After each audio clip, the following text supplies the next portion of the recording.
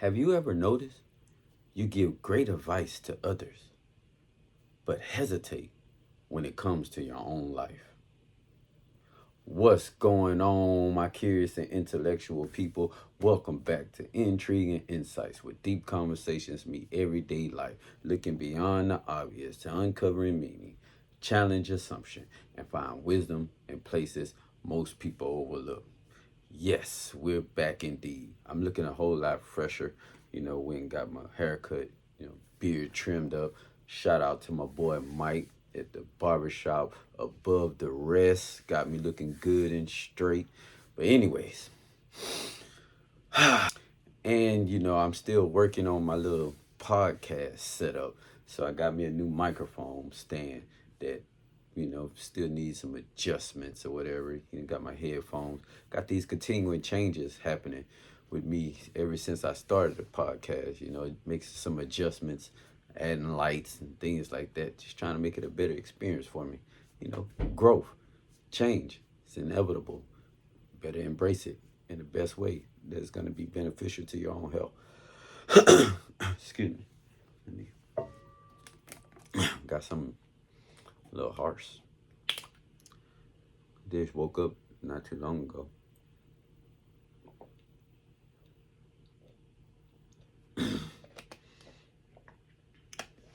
Yeah, I'm one of those type of people that wakes up and, get straight to the task at hand. Now, let's jump into the episode. So, we broke free from survival mode. We learned how to strategically prioritize our lives in order to focus on the best and right tasks to accomplish our goals without burning out. So now we're going to go ahead and step into that phase where we start believing in ourselves with surety of our purpose. So today's topic, we're going to discuss reclaim your confidence, a guide to trusting yourself fully. Most people struggle with self-doubt and second-guessing themselves, which limits growth and happiness. So, what does self-trust really mean? Believing in your own judgments, decisions, and inner voice rather than on external validation and fear-driven hesitation. The most confident people are those with convictions. So my question to you is, do you have conviction? That inner voice that goes off in your head when you sense that this just is not right. Because whether you believe it or know it, that conviction is the very starting point to lead you towards having confidence in yourself. But self-trust is a skill that can be developed, not an innate trait, meaning that you have to be born with it and automatically have it. And if you don't, then it can't be done. It is actually something that you can want, desire, and build as a skill for yourself to live throughout life confidently. But did you know healing begins self-trust, which involves taking ownership of your own healing journey, accepting your current circumstances without denial, and making small, consistent promises to yourself to rebuild confidence. This healing is by shifting from external validation to honoring your own inner wisdom, instinct, and feelings, even when facing hardship or uncertainty. Now, let's flip this coin a little bit. So on the other hand, betrayal of self creates doubt.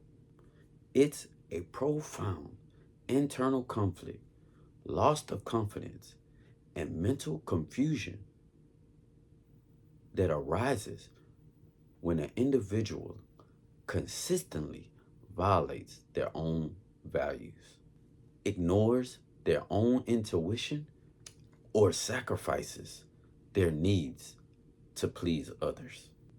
Honestly, I'm just going to speak frankly to you. It is a form of self sabotage that weakens your self trust and leads to an identity crisis that leaves you feeling disconnected with your true self.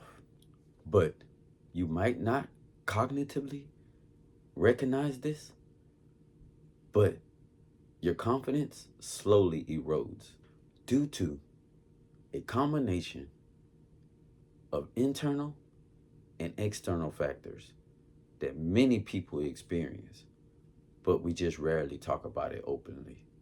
And a major one is past failures. These memories can linger, creating a mental barrier that convinces us to avoid risk or new challenges for fear of making the same mistake over again. Then we have criticism.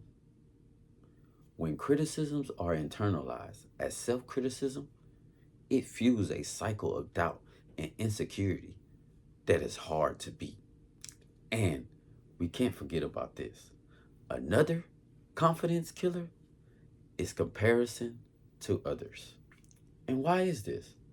Because comparing your behind the scenes struggles with someone else's polished achievements creates unrealistic standards and diminishes your belief in your own potential. And the last one that we tend to overlook is the fear of making a mistake that can freeze us in place, cause us to be stuck, complacent, dormant, because we don't want to take that chance out of fear of making that mistake. But mistakes teach you lessons. If you're walking down a sidewalk and there is a hole in the sidewalk and you step into it because you were scrolling on your phone, it teaches you to stop scrolling while you're walking and pay attention to where you're going. Other than that, you might twist that ankle or break it next time. Just saying. So I just want to point this out. We all face these type of challenges. Feeling doubtful, hearing criticisms, comparing ourselves to others, and the fear of making a mistake doesn't make us weak or flawed. It makes us human. But what you need is consistency to rebuild confidence. Because by repeatedly performing small, intentional actions over time, we can repair our self trust, reduce self doubt, and build a lasting, durable belief in your own capabilities. And I would like to repeat what I said. This is going to take repeatedly intentional actions over time. It's not going to come tomorrow, next week, or next month. It's going to come through a lifetime by consistently gaining small growth monuments over time, leading towards the end finished product. Confidence is not built overnight. And the time it took for you to build that self-doubt is going to have to be reversed in order for you to rebuild the confidence in yourself. It is rarely built through sudden and dramatic successes, but rather through steady, quiet accumulations of small wins. Okay, so we're going to end this episode with 4 techniques on how to consistently rebuild confidence. The first one is rebuild self trust, keeping your promises. When you say you're going to do something, do it. And don't make a promise that you're not certain that you can keep.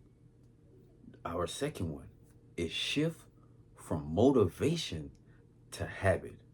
Stop looking for something that is going to give you the push or the drive to do what you want to do, and set up for yourself some habits, activities, tasks that lead on to doing what those tasks are consistently every day. Number three, competence breeds confidence. And number four, the last one, rewire your identity.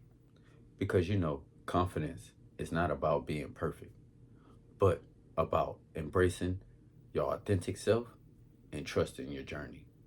So don't wait another moment to start taking your own great advice. By the way, trust is built quietly. Remember, clarity doesn't come from easy answers, but from the courage to ask the hard ones. So stay curious, stay open, and keep looking deeper. Peace. And if this episode has helped you in any type of way, or you feel good about it, or you benefited from it, click that subscribe button and follow and share with someone else that has been sharing with you the struggle that they've been going through with doubt and not being able to trust themselves. Thank you.